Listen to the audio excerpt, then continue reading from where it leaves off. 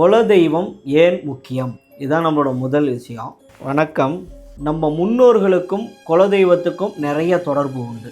அதனால தான் ரொம்ப முக்கியம் குலதெய்வம். அடுத்தது, நம்ம வீட்டில் பிறந்தது தான் குலதெய்வம். ஒரு 5-6 தலைமுறைக்கு முன்னாடி இருக்கலாம், எப்படியா வேணாலும் இருக்கலாம். ஆனால் நம்மளோட வீட்டில் பிறந்தது தான் குலதெய்வம். அப்போது அந்த குலதெய்வத்துக்கு உரிய படையல், அந்த குலதெய்வத்துக்குரிய வழிபாடு முறைகள், இது எல்லாமே சரியாக இருந்தால் மட்டும்தான் நம்ம வீட்டில் வளர்ச்சி, ஆண் குழந்தையாக இருக்கட்டும் பெண் குழந்தையாக இருக்கட்டும், நம்ம வீட்டில் நல்ல ஆரோக்கியத்தோடு பிறக்கிறது, பிறந்த குழந்தைகள் நல்லபடியாக வளர்றது, அவங்களுக்கு மறுபடியும் தலைமுறைகள் உருவாகிறது. இது அத்தனைக்குமே மூல காரணமாக இருக்கக்கூடிய ஒரே ஒரு விஷயம் நம்மளோட குலதெய்வம்.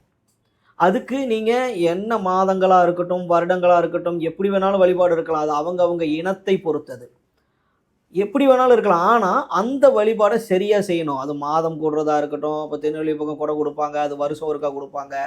ஒவ்வொருத்தரும் ஒவ்வொருவோட இது. அதன்படி நீங்கள் அந்த வழிபாடை கரெக்டாக நடத்துனீங்கன்னா போதும். உங்கள் வீடு சுபிட்சமாக இருக்கும். அதே வாக்கில் உங்கள் வீட்டோட குழந்தைங்க சுபிட்சமாக இருக்கும். தலைமுறை தலைமுறையாக வாழையடி வாழையாக குடும்பம் வளரும்.